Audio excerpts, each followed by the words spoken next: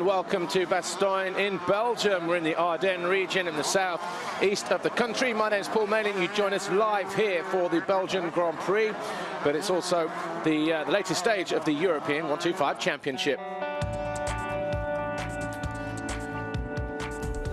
Well, the town itself, Bastogne, as the roundabout there in the centre of the town dictates, is famous for one of the cycle classic events, the Liège-Bastogne-Liège.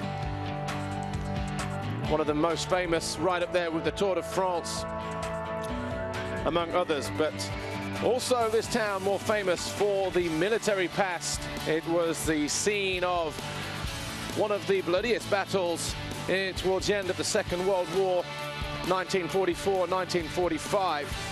Where 17,000 US troops were killed here in what was one of the surprise attacks during that period. The Sherman tank there in the town square, one of the iconic memories of the history of this town. We have also the museum and the American War Memorial as well, the Mardesan Memorial. But this weekend, it's all about, first of all, the European UEM MX125 Championship, and then, of course, later on, the FIM MX2 and MX1 World Championship. Well, the circuit here, 1,550 meters long, was completely different to what it is now. Of course, the 125 riders had their first race yesterday afternoon at a slightly earlier time of about 3:40. We're going down, though, to the start line. Here's Amy. It's Sunday, it's race day, it's the second race for the EMX 125 guys. I'm down the start line. We're going to grab a quick word with Calvin. Calvin, we saw you finish on the podium last week, but yesterday the first moto seemed a bit more tough for you. I got off to a bad start, so I had to fight my way through the pack, and halfway through the race I wasn't concentrating and I went over a rut and my back wheel just went over me and I crashed, and the handlebar went into my leg, so I had to lay me, and it was hard for me. It was a really tough race. It was bad for my championship, but I have to fight, and I'm really sore today, but I have to see what happens. Thank you. Well, we'll wish you a good race as we move down the start line, and we're also going to grab a quick word with Magne. Magne had a great race yesterday, very consistent, finished second. Magne, how are you feeling coming in today after yesterday? Yesterday was a good day for me, and today I'm just going to try to get a good start and just do my best. Thank you very much. Well, we're going to let these guys now go on with their race, so let's enjoy the second race of the MX 125s.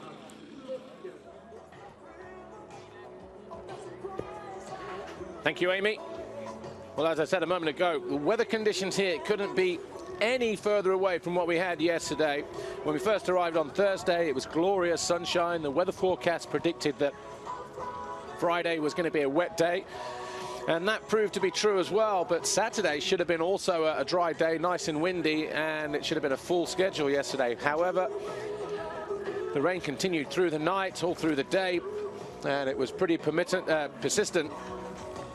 And of course, the circuit then became very wet and muddy. And it's a brand new venue here as well, the first time, but we are back in the Wallonie region, just about 45 minutes or so down south from Namur, another famous Grand Prix circuit of years gone by. Of course, we no longer race there, but the ground actually, now that it's drying out, looks a little bit like the dirt that you would get at Namur, that dark kind of surface. I thought it would be a little bit more loamy than it was, and it looked on the Thursday when we did our track walk on MX Live TV, but turns out that it's quite firm underneath, so it's going to be hard and slick. There's going to be one or two bumps breaking out on the entry, of course, and on the exit of the turns. But yesterday, circuit conditions, well, look, that's the start straight. You see the amount of wet slop that's been moved from the start straight in order to give us the perfect platform to get into turn one. And also, of course, what you have to remember is these guys didn't have any dry practice yesterday. Right from the word go, it was a sloppy mess. Deep ruts pretty much the order of the day. Coming out of the corners, on the faces of the jumps, the guys were working around the clock pretty much constantly to keep on top of things. Of course, when we have those kind of conditions, what then happens is the organizers are at their discretion to alter the schedule. Even the MX2 and MX1 riders didn't do their qualifying races, but more of that later. Now, some things never change, though, despite the conditions, and that is, of course, Tim Geiser. The graphic there says it all. First overall, Bulgaria, Italy, Portugal. 3 rounds so far that he's had. And Tim Geiser proving that no matter what the conditions are in front of him, he is more than up to the task. There's Magne Klingsheim. Had a good ride last week, did Klingsheim. Finished second in the third in the first moto, but then was 10th in the second after a poor start. But that was a couple of podiums for him, and he was second in the first moto yesterday as well. And Klingsheim, the order of the race pretty much, Tim Geiser getting a start and never looking back, led every single one of the 12 laps ahead of Klingsheim.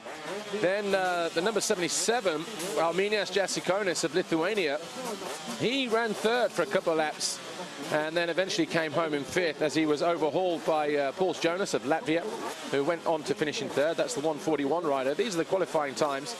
We'll go through those in a moment, but 2 riders, or 3 riders worth pointing out.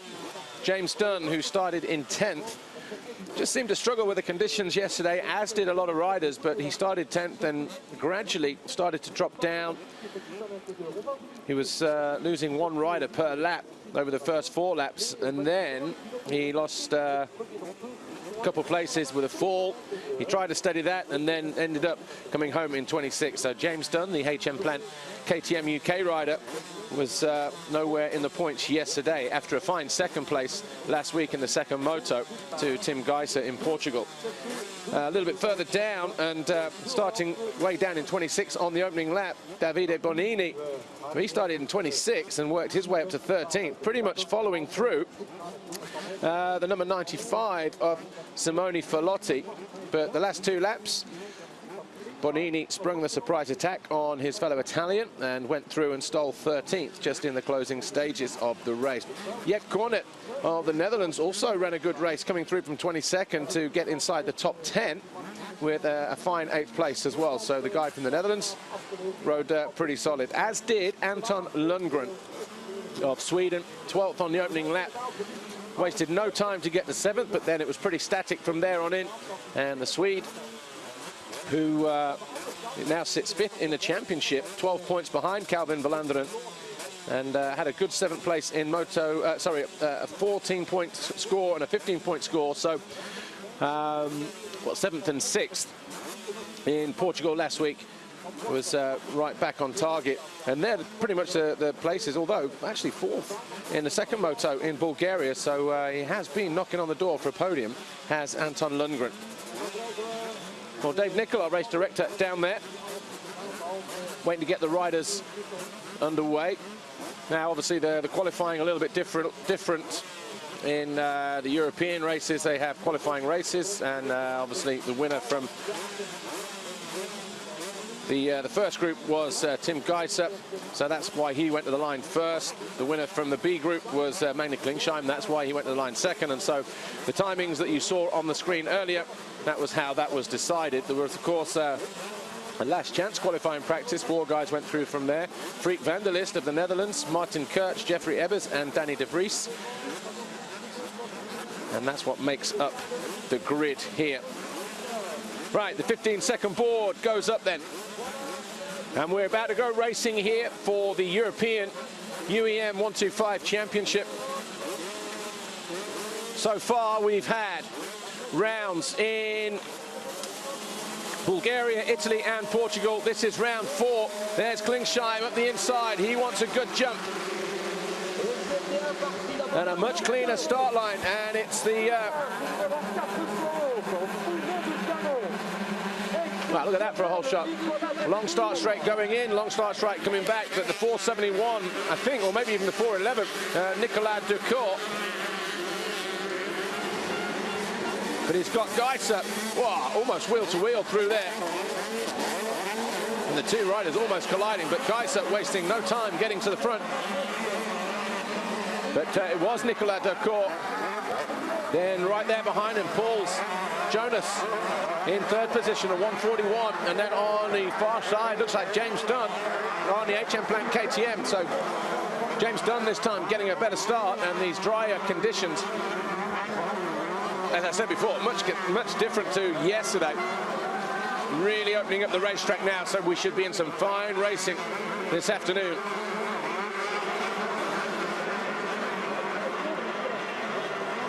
Jonas looking at the inside of James Dunn, and James Dunn not quite getting over the tabletop there, but he's challenging Jonas.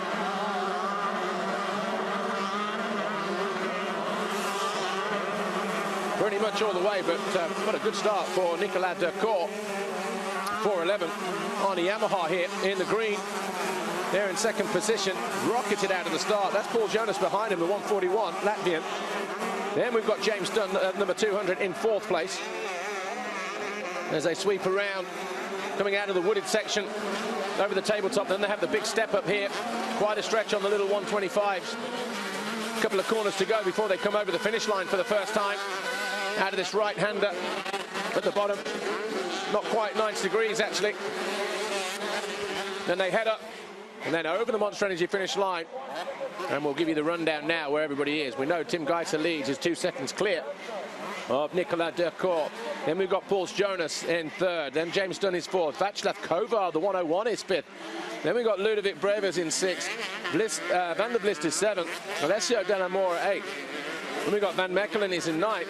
And look at the start that Decourt got there on the Yamaha, the Frenchman. Probably had to check back here just to see if the start still went ahead. He was thinking, surely it can't be a false start. Mechelen is ninth, and mainly Klingsheim down in 10th. Then we've got the 156 of Jordi van Nobelen is 11th. Martin Kirch is 12th. Dietger Damien's 13th. Michael Eccles is 14th. And Anton Lundgren down in 15th. Ricardo Rigi, Simone Filotti, Dan Huse, the 123 of Lasse Kristoffersen of Norway on the Kristoffersen Yamaha, and Jack Cornet down in 20th position. I don't recall seeing Bonini anywhere. He's down in 21st place, just behind Calvin Verlanderen. So two of the regulars. Henry Jacobi as well, down in 28th place. Nicholas Adams, 29th. Gianluca Deggi, just behind them. So a lot of work for some of the guys, some of the more fancied runners to do. This long right-hander through here. Slightly off cambered as it works its way down past those KTM banners into that single. And really was pretty good to watch the riders through there yesterday as the wheels fought for traction in the wet conditions. But as you can see, the sun is out, no chance of rain today. And we have the perfect circuit. It's James Dunn, HM Plant UK KTM in the white there, number 200. As he continues to push on to find a way past Paul Jonas of Latvia. Geiser still continues to lead though. Jonas now second, Decourt third. Just saw him disappearing there just around the corner at that flash of green there, just ahead of James Dunn. Kovar still hanging on in fifth, the 101. Ludovic Brevers, Alessio Delamore down in seventh. The 118 of Joel van Mechelen. Another rider who had a good ride last week in the second race in Portugal. He's down there in 8th. Manny Klingsheim now 9th. And then Van der Vlist down in 10th place as Kovar takes a look over his shoulder.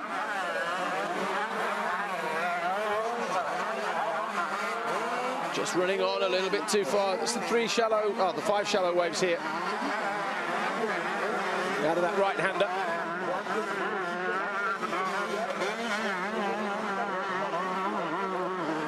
Conditions just about perfect for these 125 guys. Be interesting to see now how the organisers, who have done an absolutely fantastic job throughout the night getting this place in race condition.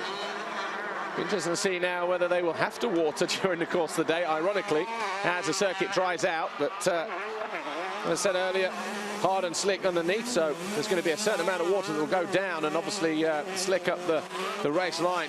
Good line there though for the 243. Tim Geiser, who's on a 100% record at the moment in this championship in 2012, yet to be beaten. Even going back to the final round last year at Fermo in Italy, where he won both races. So he is Mr. Maximum at the moment. Sitting in the championship on 175 points. And he's already 56 clear points ahead of Manny Klingsheim. Klingsheim down in 9th place at the moment in the race.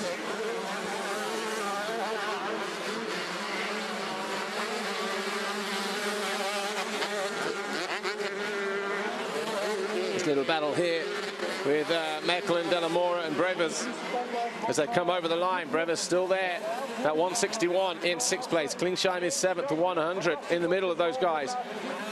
So he's picked up another couple of riders as Magni Klingsheim. The Norwegian on the Nastan JM Racing KTM. Jackie Martins, the team manager, definitely be getting him hooked up with some decent parts for that KTM, that's for sure. Obviously making light work of the guys ahead of him. Didn't make the best start and already found a way through on Brevers, so now in the 6th position.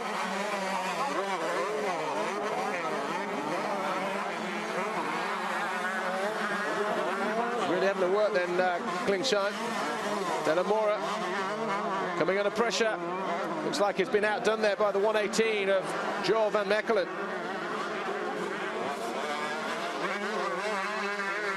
And who's that in the background? 188, I think. That'd be Freek van der List.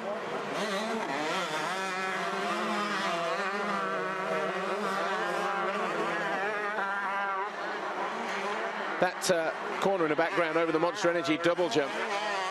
It's pretty tricky yesterday because you enter it on a downhill, bit of a stretch double heading into that right-hander, and then if you don't get on the gas early enough, it's just and as the 125 riders are showing there, difficult to get over it if you don't get that perfect drive. Working their way back from the bottom end of the circuit. Not too much in the way of elevation here. Quite an old school traditional circuit, even though it's brand new, and old school by virtue of the fact that the location of it and the actual setting of the venue, but obviously with a modern twist. The big step-ups are a mistake there from De La Mora. So De La Mora gets undone there by van der List. So Van Mechelen already had gone through there. So 16.5 minutes plus 2 to go. Tim Geiser now has a 7-second advantage. Sets the fastest lap of the race at 1:59.7. Paul Jonas is still there behind, but look at the lap time difference, 1:59.7 compared to the 2:02.8 of Paul Jonas. James Dunn is now up into 3rd place. He's still a couple seconds down, though, on Paul Jonas. Here's James Dunn, so towards the end of the race, he's going to be wanting to try and close down that gap on the Latvian and go after another 2nd position here, just like he did in Portugal 1 week ago. But it's been a strange season for James Dunn. Seems to be having one good race and one bad race for whatever reason. But unlike this guy here, Mr. Consistent.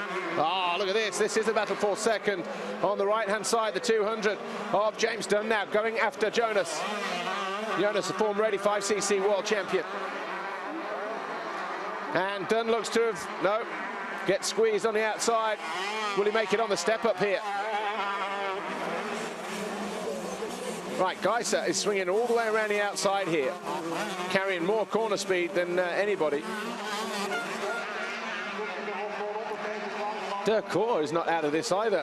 3-way battle for 2nd position, despite the fact that the guy in the orange there in 2nd, Paul Jonas, the 141 on the KTM, has found a way through. So too the number 200 of James Dunn. Durcourt, who's having his first outing, well, not his first outing, his finest outing in the European Championship so far. He's not afraid to mix it with the more established runners. And there'll be a good French crowd here this weekend as well, because we're in the French part of the country. We've got Luxembourg just over the border. So where we are geographically, pretty easy to get to for the French as well as the Belgians, the Luxembourg, the German crowd, and of course the home Belgians, the guys from up north, the Flemish-speaking contingency.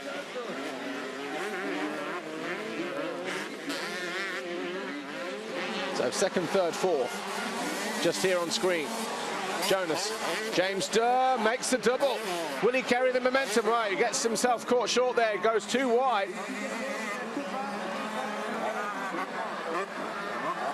And that was always the danger.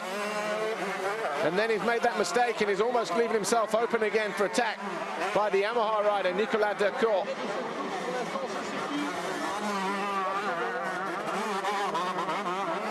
Just looking to see Nicolas Decourt, where he finished in the first race yesterday. Finished 4th yesterday. So that would have got him 18 points. And sits 18th in the championship. Only did Portugal. Got an 8th in the first race, didn't score in the second moto.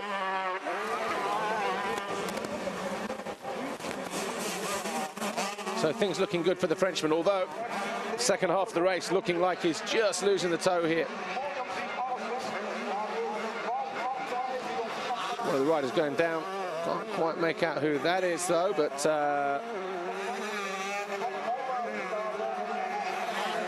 anyway, picks himself up, get himself turned around, and he'll get going in the opposite direction in the right way. James Dunn having another look here at Paul Jonas, and he's going to run it down the inside. Pulls the oldest trick in the book, handful of clutch on the gas, hoping that the guy ahead will make a mistake. He's got the right line coming in here as well. But Jonas sweeps across into those 3 shallow waves. James Dunn will try to square off, will he? Oh, no, he runs it down the inside, but he'll get squeezed again into the first turn. So these two beating each other up, and that's allowing Tim Geisser to move clear to the tune of 12 seconds.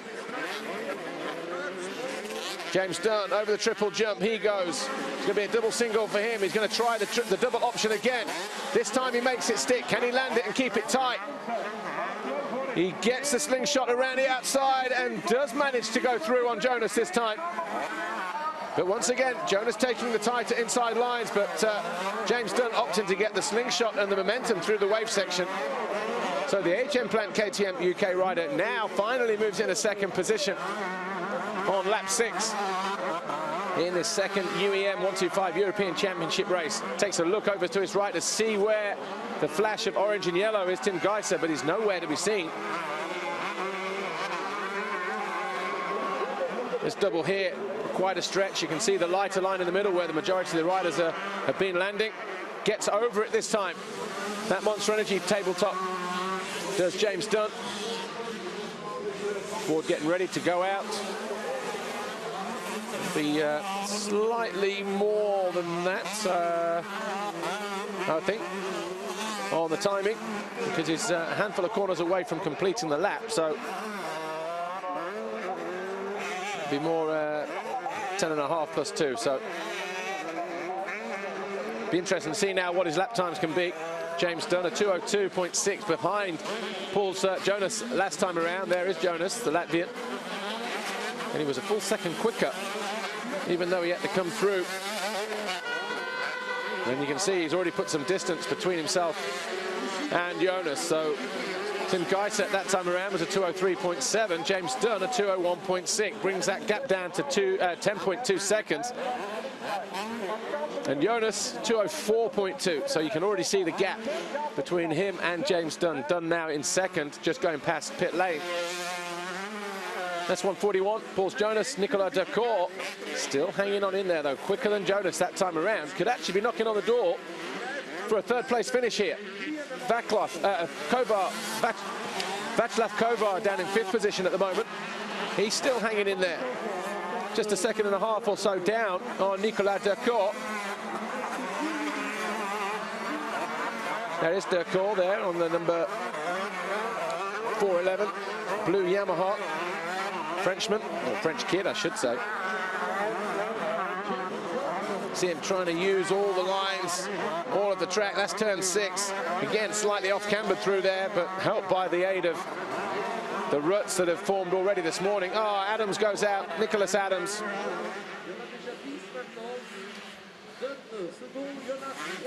So Adams already being, and look, you can tell from the body language already now, he was down in 22nd position.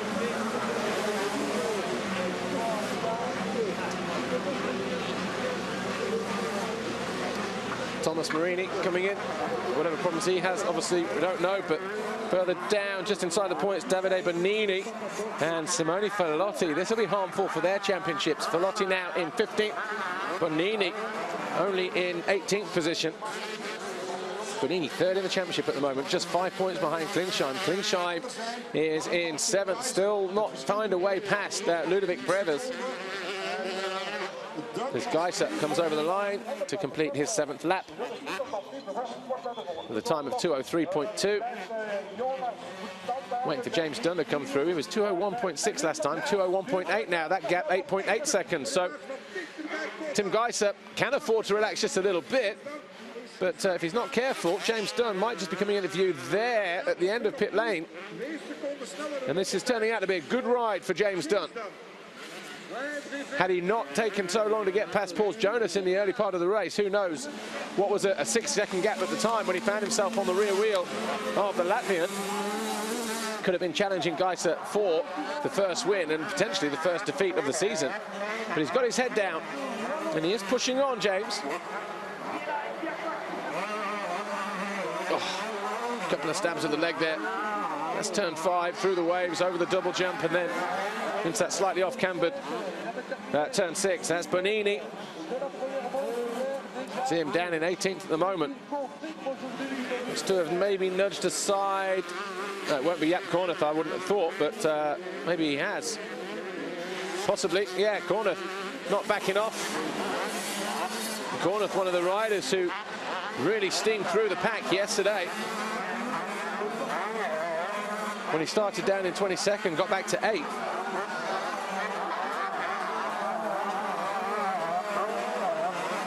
But we're looking at Bonini at the moment, the 999 on the right in the blue. He's got 3 or 4 guys just ahead of him. And having just found a way past Jaap Kornuth, he's got Damien Simone Fallotti and Riccardo Righi just ahead of him. So there's the 64 of Damien's. But with just under 7 minutes to go, plus those 2 laps, the Silver Action KTM rider of Slovenia, Tim Geiser, completes his 8th lap. And will that gap come back down again? Well, he's gone slightly quicker that time, at 2:02.1. But the fastest man on track the last 2 times, and still again, the 2:01 of James Dunn. So that gap now 8.5 seconds. But he's maybe just going to run out of time. The young kid from Great Britain, from England. No one able to get over the triple yesterday. But Tim Geiser finding the power and the drive to get through that second turn, but opting to go inside on that 18-meter double jump. And as he finds a way through, been pretty much untroubled during the course of this race. Well, I'm pleased to say that I have a guy from the Netherlands, yes, joining me, Jan Postema. Jan, of course, former rider in the past and now does a lot of work training riders, and of course been spending a lot of time in Thailand recently and running the Motocross of Nations team for the Thai riders. Of course, we do have a Grand Prix in Thailand next year, Jan. You're kind of involved in it in some way, shape or form. Maybe just explain to some of the viewers on MX Live TV your involvement and how's it looking over there at the moment? Yeah, the involvement is like this, try to get everything started and then make it safe for the riders to be there and to give them safety in the complete thing. Because of course, you know, it's no secret when we go to the flyway races like Mexico, Brazil this year, or whether we go to the US and Brazil in years gone by, it's a different kind of format for the Grand Prix riders. They don't have the luxury of their hospitality units and their race trucks and everything else. The bikes are shipped out of there, aren't they? And they have temporary work areas, temporary garages. It's a completely different thing. So I guess part of your work between Youthstream, the FIM, and the Thai Federation is going to be making sure that all these kind of things, the travel and the garages, the areas where they work from, the hotels that the riders are going to be staying in, that they're taken care of and looked after in the right way. Is that right? Yeah, that's what we're going to do. Next week, being out there for 10 days, checking hotel facilities and doing several things to make it more comfortable for the riders. And the experience in Thailand has been like 25 years. And the Wongsuwon family is really pushing motocross on a high level down there. And we're just going to help them out with Greg building a track there. So it's going to be absolutely awesome for Thai, and also for motocross. Organization will be up level. Yeah, of course, we don't know exactly the date that we're going to be going out there just yet. We're still waiting for the... okay, you have some hot off the press information for me. Well, yeah, absolutely. It's going to be the first one next year. Wow. So I'm really happy with that. So have some space and time and really get stuff going down there. But just back to the racing just for the moment. The 411, Nicolas Daucourt, still there in fourth position, chasing down Paul Jonas here. And this is for third position. Jonas was up in second early on in the race and was challenging Tim Geiser and was in a battle with James Dunn. That gap, incidentally, between the two leaders down to 7 seconds. And James Dunn setting his personal best, his fastest lap of the race with a 2:04 second lap. But behind them, this battle here about 7 seconds further back between Jonas and Daucourt, the French guy who pulled the whole shot in this second UEM 125 European Championship race. He's really looking interested and knocking on the door for that third place. This European Championship format with the 125s and the 250s, obviously Jan, you know, a former rider and heavily involved in training riders, you know, for many years now, in much the same way that I do my schools. It's great to see the young kids having this platform, isn't it, to go racing in front of big crowds on the circuits that they're going to be racing in a few years' time. It's absolutely the best thing out there, especially being on a 125. It makes it more hard. You have to be more exact on timing, and you really have to push yourself doing it. But you see the guys, the body positioning, they really are fighting and they really are going for it. And to show yourself out here and on the track that's been taken care of brilliantly. They really had an awesome job last night, and they really pushed and made the track like it was really hard and difficult, but they really did a tremendous job fixing it. Well, you wouldn't know that we had rain for the last 48 hours looking at the circuit today. And yeah, testament to the organisers here. You know, the first time we're back in Wallonie as Jonas cases that triple jump and then has to go defensive to prevent the 411 of Nicolas Daucourt from going through, and Jonas is looking nervous at the moment. Hey, he's definitely looking nervous, but he ought to be. When you're behind somebody, have more lines, different lines, can look at him and set it up. And he's definitely trying to do that right now, using all the racetrack and a little bit more as he goes through that long sweeper at turn 6. Bottom end of the circuit, and a mistake there from Jonas, and I think we have a new guy sitting in third place. It's going to be a drag race up into that next corner. It's still not done yet, this deal.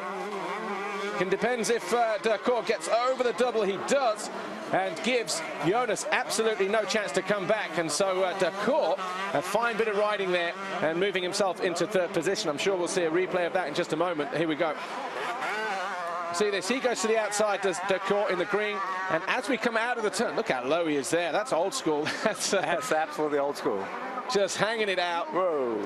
And then that was nice. Yeah, you see the knee brace coming in, huh? Really hitting the knee, the ankle really bad, and yeah, if he wasn't wearing a knee brace there, absolutely. I mean, it probably would have been okay, but it was, you know, because it happened so quick. Yep. But you just never know. And like you say, one of the things that riders tend to wear a lot now, the knee braces. Of course, we see the neck braces as well, and that's obviously a personal preference to the riders. But there are more riders wearing, you know, layout knee brace, neck braces now than aren't. Yeah. What do you think, Jan Postema, about?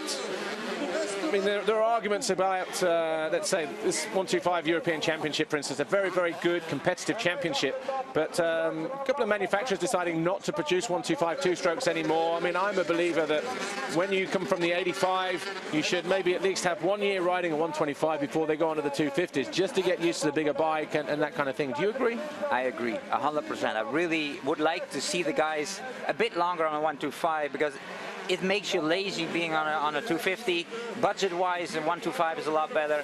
Maintenance-wise is a lot easier. So for me, it would be absolutely pushing more like a 125 and any 85 class. So really have the guys to ride the bike, to enjoy and to do exact stuff. And like you see this, push the bike, pull the bike, and being active on the bike with your body. And that's the only way to go fast in the future. And it's also good for technique as well. Throttle control, gear change, guessing the rev range correctly. No doubt.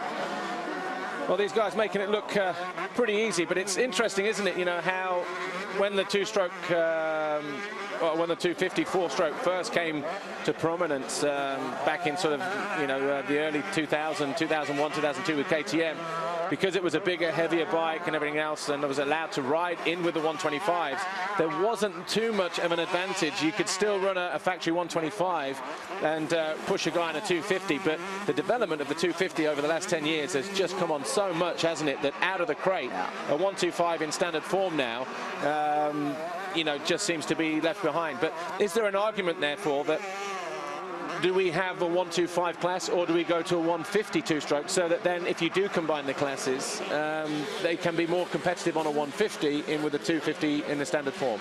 I would love a 125 to keep it. Keep it as a 125 because it makes the bike easier to maintain. It's more difficult. You make a mistake, you're dead.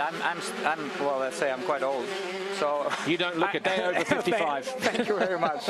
But I'm from the 50cc area. So am I. And then you make a small mistake, you go backwards. And also on this track, you make a small mistake, you go to the outside line too far, and the bike just stalls on you. And that gives you the idea to do it. Well, just looking at Tim Geiser here. He is our virtual round winner with 2 laps to go, but look at the gap now, 3.7 seconds between him and James Dunn, and last time around about the same, although Geiser about 3/10 quicker than James Dunn. But James Dunn, I tell you what, now that we're coming into the slower traffic here, there is James Dunn just off the back of this group of riders, so he will have Tim Geiser in his sights and he will want to push on. And you know, last week when he got to second position, he had nothing for Geiser, finished 45, 50 seconds down, but really putting in a good performance here, James Dunn. And as I said before you came in, Jan, had he not got stuck behind Paul Jonas for the first 3 or 4 laps of the race, when the gap was only around 6 or 7 seconds, we could have seen a real battle for the lead here in the closing stages of this 125 race. But this guy, Tim Geiser from Slovenia, really showing everybody how to do it, isn't he, this year? Unbeaten in 2012. Yeah, but he's clever. He doesn't push himself. He's just, you see the upper body. Upper body is really up. You really can see that he's like controlling the bike completely. And that makes a big difference, because a lot of guys are like a mouse on the bike. They intend to put the upper body much lower, and once they hit something, they hit it double as hard. So the upper body up makes it more comfortable. Yeah, you know, when we talk about the riding styles there, for the generation that can remember the likes of Alessandro Puzar, you know, always behind the bike, always fighting the bike, but it looks spectacular. But Tim Geiser of the generation where he's just stood on the pegs and letting the bike work between him, and he's got a good upper body strength, and he just holds himself perfectly poised where he doesn't have to do so much work. And as you say, it's quite economic, it's very energy efficient. But he also has a very quick motorcycle there with that Silver Action KTM, doesn't he? But that's not all of it. I think he is the guy, the rider makes the tuner, and he's the guy that does the job. Just get rear brakes, touching a little bit, upper body's there, not doing too much, he's doing enough. He's just getting the job done. Yeah, and the thing is, you could put guys. Oh, was that Brevers? No, a Dutch guy. But I'm just thinking. Danny de Vries. Okay. Oh, Evers, sorry. Yeah, no, but Evers. Yeah. But going back to that, I mean, Geiser goes down. Geiser goes down, and that gap, he was sitting there. And James Dunn, where is he? Where's James Dunn? Has he gone through? Oh, there he is. Here's the battle for the lead. So the 243 suddenly can't afford to relax, and James Dunn, he goes down again. That's it. The maximum score has gone for Tim Geiser. He's thrown it all away. He was relaxing. He took his eye off the ball instead of pushing throughout the race. James Dunn kept pushing, and there you see the last lap.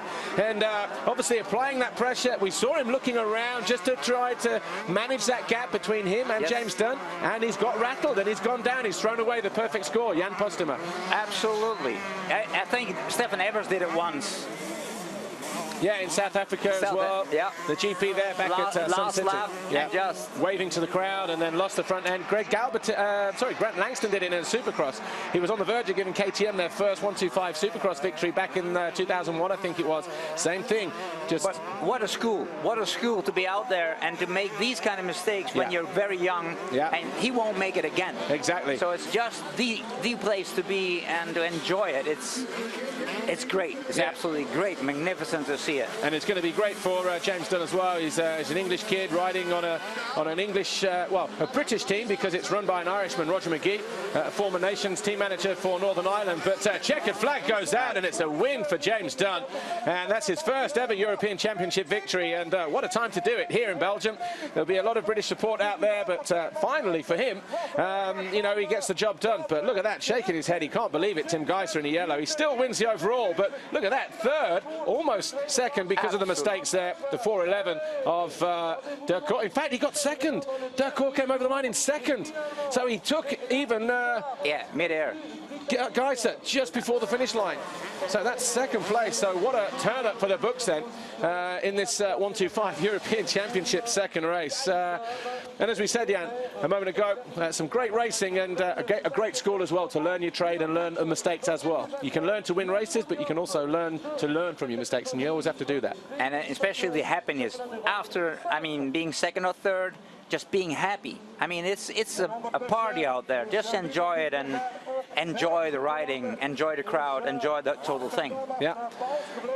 So we've got, in a moment, we'll have all the classification of the results here on MX, on the 125s on MX Live. But you're going to be dropping in, I think, a little bit in the MX2 race. It's going to be very interesting. I'll really be happy to join you. Yeah, no worries. Obviously, the first 10 minutes is all of the pre-show stuff. You know, the postcard, the pre-race interviews, the team reports. Which, incidentally, this weekend in MX2 race 1, it's going to be LS Honda, and for MX1 race 1, it's going to be Rockstar Energy Suzuki World MX1. How happy they are. I mean, it's Tim, great. congratulations on another GP win under your this. belt. A bit of a disappointing end there, but nevertheless, you've just won the GP of Belgium. Yeah, it was good. I do some mistakes, so I crashed 3 times, so I don't know, it's good. I will lead in championship, this is the most important. Well done, we'll talk to you more in the podium in just a second. Yeah, disappointed, but still leading the championship. That's the advantage of being 56 points clear of everybody else coming into here with the consistency that he had, Jan Postema.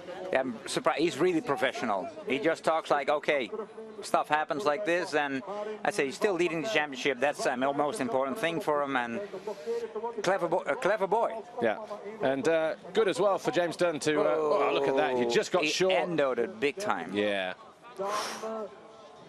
That's it. That's the difference between winning and losing today in the second race. And then he made another mistake here. Look, off the side of the bike, he tried to save the lead, and look at that, almost got run over. Whoa! Got took out there, but then he obviously picked himself up. See how disappointed he is, though. But Gigi from Golden Tire as well. Just is that his dad? I think it is. Some things never change, huh? No. The dads are always around, or the moms, or it's just cool to see it. Well, Jan, I'll let you shoot off for now, but in an hour's time we're going to be live with MX2 race 1, and that's going to be pretty interesting as well, because for those guys, the first dry track training they had today because of the wet yesterday, and we still don't realize who is going to be on top because we have no race footage from yesterday. I mean, it's a brand new circuit, brand new Grand Prix here in Belgium, but you know, is it going to be Jeffrey? Is it going to be Jeremy? Is it going to be Tommy? Max? It's really difficult to say, isn't it? The start's going to be very important, but like it always is. But the lines are so difficult. So, I mean, there's so much traction. Yeah. So it makes it hard. Okay, classification then. James Dunn wins from Nicolas Decour, Tim Geiser, Paul Jonas, Ludovic Brevis and Václav Kovar, with Manny Klingsheim and Van der Vlies down in 8th, with Alessio Della Mora 9th, Simone Fillotti eventually coming home in 10th, ahead of Anton Lundgren, Joel Van Mechelen, Ricardo Rigi, Jaap Cornet, Davide Bernini, 15th in the end for him. And then we had Jermaine Jamet, Henri Jacobi, Dietke Damians, the 123 of Lassie Christofferson, and Dan Huze down in 20th place. No points for anybody 21st onwards. Right, Jan Postema, thanks for joining us here for now. Pleasure. Thank you very much. And I look forward to seeing you in MX2 in a short while. Thank you.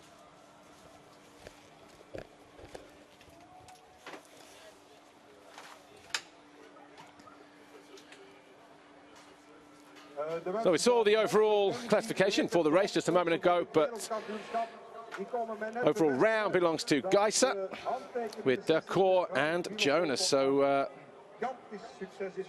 good weekend for the 411 there, pushing on for second right the way to the end, Nicolas Decour.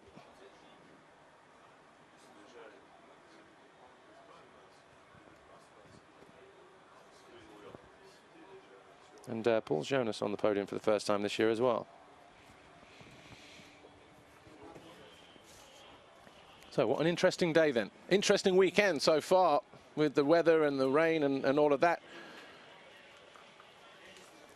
A couple of Dixon Yamaha fans there. Well, the points will look like this. Geiser was 56 points clear of the rest of the field before the first moto. What's he on now? 195 to 133. So he's still extended his lead over Magne Klingsheim. 62 points now, that gap. So not bad, but obviously he was looking at going for the perfect score, clearly, by the way that he was riding yesterday and today. Just had a bit of open mic in the background there. That front number plate just hanging off the side of the bike there. That's after the crash that he had, or after the 3 crashes he said he had.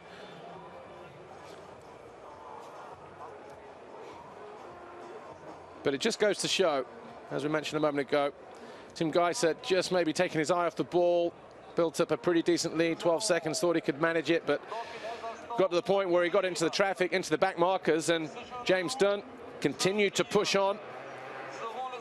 And rightly so as well, obviously feeling more at home around this circuit here, more so than he did last week in Portugal, and was able to take the challenge to Tim Geiser this week, and in convincing manner as well. Well, KTM, 200 points, obviously won every race this year. Suzuki, Yamaha, Kawasaki, of course. You got 4 manufacturers in this UEM 125 European Championship.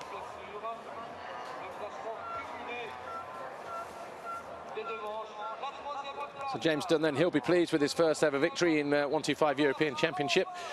But third overall, taking the step of the podium.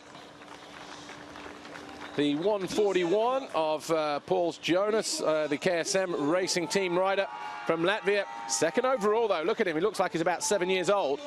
Just got off the 85s, Nicolas Decour. And is he a star of the future? He certainly looked like one then, as he came home in second position. But our overall winner, Tim Geiser, Silver Action KTM, takes the top step of the podium for the 4th time this year. And yeah, looking pretty relaxed with himself despite the mistake that he made just a moment ago. Paul Janssens, the sport president of the Belgian Motorcycle Federation, on hand for the trophies in 3rd place for Paul Jonas.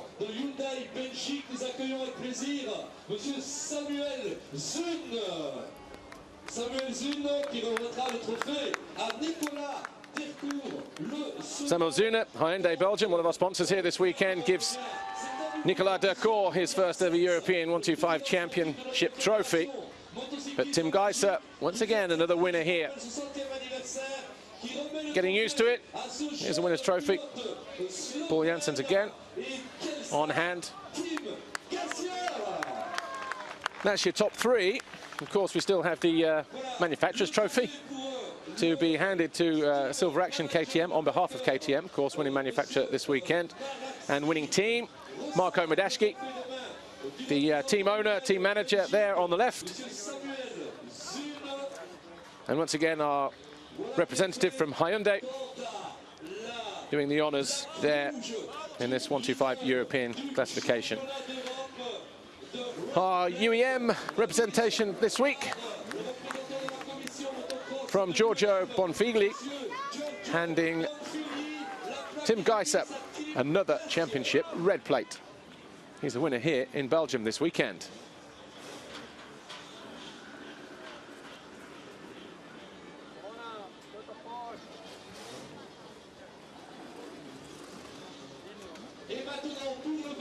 In a moment, there will be the national anthem for Slovenia.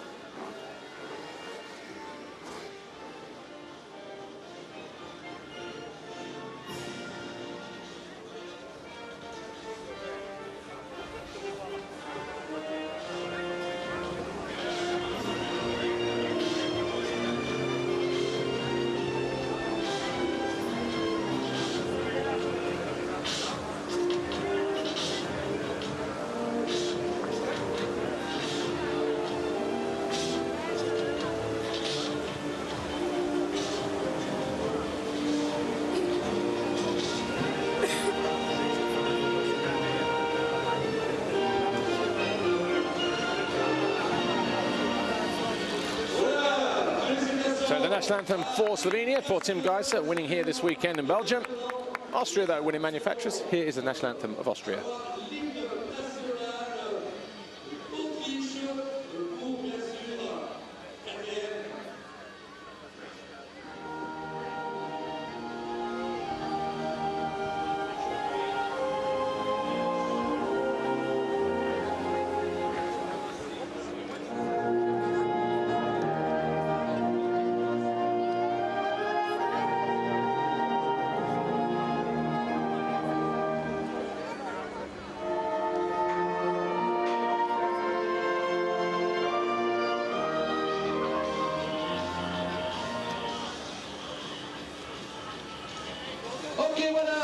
So despite the mistakes in that second moto, Tim Geiser still walks away an overall winner for the fourth time in 2012. He wins the Belgian round of the UEM 125 European Motocross Championship ahead of Nicolas Decour in second, and of course the number 141 of Paul Jonas.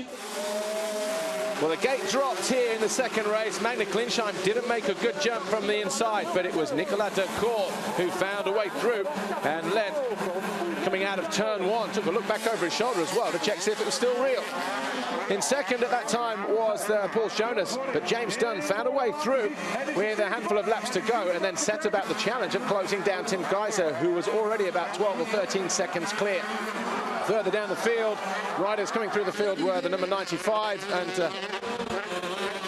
Simone Fallotti in 999, Davide Bonini. But up front, making it look so easy and looking like he was in control at that time was Tim Geiser, who was going for his 8th victory in a row, 10 if you count back from the Italian round last year.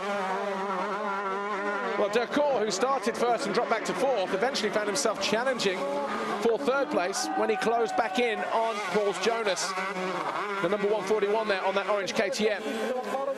And a mistake from Jonas eventually allowed Decour to go through. James Dunn, meanwhile, he got the gap down, and Geiser crashed, and he came home and won the race. Tim, so close to extending that unbeaten race win. What happened towards the end of that second race? Yeah, really. I lead. I have a good start. I start second, and then I pass first in first lap. So I lead to last lap. So I crashed 2 times in last lap. I don't know what happened. It was my mistake, but okay, I lead. So this is the most important. Well, congratulations for winning the GP of Belgium. Thank you.